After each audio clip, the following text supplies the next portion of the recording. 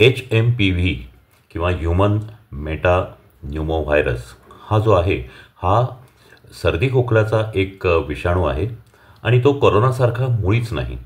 सध्या या आजाराबद्दल बऱ्याच जणांच्या मनामध्ये धडकी भरलेली आहे. परंतु हा जो विषाणू आहे हा करोना ज्यावेळेला आला त्यावेळेला तो अत्यंत नवीन होता, त्याच्याबद्दल कोणालाही माहिती नव्हती. परंतु हा जो HMPV विषाणू आहे याची माहिती वैद्यकशास्त्राला अनेक काळापासून आहे. 2001च्या आधी त्याच्या अनेक साथी येऊन गेल्या आणि 2001मध्ये हा याचं पूर्णपणे आयसोलेशन करून त्याचा अभ्यासही झालेला आहे. आणि त्यानंतरच्या गेल्या 24 वर्षामध्ये याच्या अनेक देशांमध्ये अनेक साथी येऊन गेलेल्या आहेत. त्याच्यामुळे हा नवीन विषाणू नाही. आणि याच्या साथी चीन, जपान, मलेशिया, त्याचप्रमाणे अमेरिका आणि कॅनडामध्येही येऊन गेलेल्या आहेत. भारतामध्येही नुकताच एक रुग्ण सापडलेला आहे. परंतु हा आजार हा एवढ्या अनेक देशांमध्ये अनेकदा होऊनसुद्धा त्याची महामारी झालेली नाही. कारण हा आजार ज्यावेळेला होतो त्यावेळेला सर्दी, खोकला म्हणजे नाक गळणं, घसा दुखणं हा त्रास होतोच. तापही येतो, ताप कडकही असू शकतो आणि त्यानंतर तो 2 ते 5 दिवसात किंवा जास्तीत जास्त 10 दिवसात पूर्ण बरा होतो. ज्यावेळेला हा विषाणू ज्या काही जर व्यक्ती ज्यांची प्रतिकारशक्ती कमकुवत असेल तर मात्र त्यांना त्याचा त्रास होतो, म्हणजे दम लागू शकतो किंवा त्यांना न्यूमोनियाही होऊ शकतो. विशेषतः 2-5 वर्षापेक्षा लहान मुलं, 65 वर्षापेक्षा ज्येष्ठ नागरिक आणि त्याचबरोबर ज्यांना काही कर्करोगाचे उपचार चालू आहेत, किमोथेरपी चालू आहे, मधुमेह ज्यांचा नियंत्रित नाही, HIV आहे, अशा प्रकारच्या व्यक्तींना त्याची सिव्हिरिटी किंवा त्याचं गांभीर्य जास्ती जाणवतं.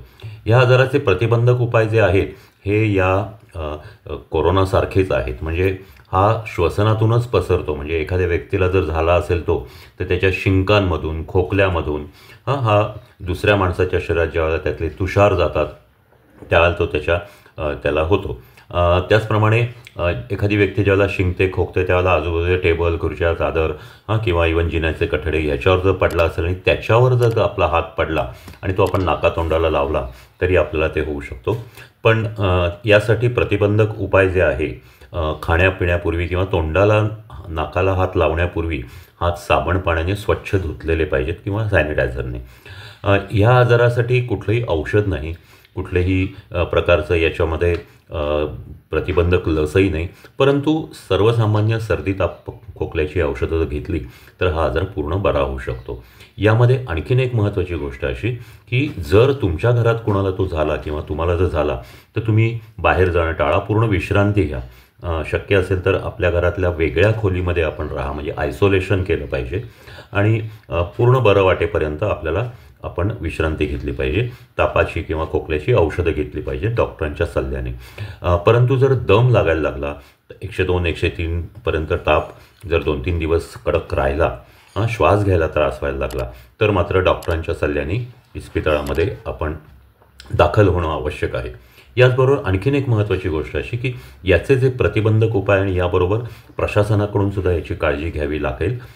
यामध्ये आपण जर पाहिलं तर ह्याच्यामध्ये ज्या वेळेला रुग्णांना ॲडमिट करायला लागेल त्यावेळेला त्यांना श्वसनसंस्थेचा त्रास असतो. त्याच्यामुळे श्वसनसंस्थेची जी उपकरणं आहेत, व्हेंटिलेटर वगैरे, ही पुरेशा प्रमाणात ठेवावी लागतील. ऑक्सिजनचा साठा आणि त्याचबरोबरचा पुढं जर ही साथ चालू राहिली तर त्यासाठीचा ऑक्सिजनचा चेन सप्लाय हा सुद्धा नियमित ठेवायला लागेल. औषधांचा पुरवठा नियमित ठेवायला लागेल. डॉक्टरांसाठी PPE किट, मास्क, ग्लोव्ज या गोष्टीसुद्धा पुरेशा प्रमाणात उपलब्ध ठेवाव्या लागतील. नाही तर करोनाच्या पहिल्या लाटेमध्ये जशी धावपळ झाली तसा प्रकार होणार नाही. हा आजार मुख्यत्वे या HMPVचं वैशिष्ट्य असं की याचा मृत्यूदर अत्यंत कमी आहे. त्याचप्रमाणे फार कमी रुग्णांमध्ये हा गंभीर होतो. त्याच्यामुळे याच्यापासून घाबरण्याची शक्यता नाही. हा आजार पसरला म्हणजे आता बंगलोरमध्ये एका छोट्या 8 महिन्याच्या मुलीला हा झाला आहे असं जाहीर झालेलं आहे. परंतु अजूनही काही रुग्णांना जरी झाला तरी तो फार गंभीर नसणार आहे आणि मृत्यूदर नसल्यामुळं याच्यामध्ये लॉकडाऊन होण्याची शक्यता खूप कमी आहे. त्याचबरोबर आंतरराष्ट्रीय विमान प्रवासावरही बंधन येण्याची शक्यता कमी आहे. अजूनही जागतिक आरोग्य संघटनेने याच्याविरुद्ध कुठलीही पावलं उचललेली नाही किंवा असं जाहीरही केलेलं नाही की याची साथ संपूर्ण जगात पसरती आहे किंवा पसरली आहे. त्यामुळं माझी अशी खात्री आहे की यावेळेला आपल्याला लॉकडाऊन सामना करावा लागणार नाही. परंतु खात्रीने आपल्याला काळजी घ्यावी लागणार आहे. काळजी करू नका, काळजी घ्या, हाच संदेश याच्यामध्ये आपल्याला ठेवायला लागेल. आणि कुठल्याही प्रकारची भलतीच औषधं मनाने घेण्याऐवजी योग्य डॉक्टरांचा योग्य सल्ला जर आपण घेतला तर आपण ह्या आजारापासून दूरही राहू शकाल आणि आजार झाला तरी त्यातून खडखडीत बरे होऊ शकाल.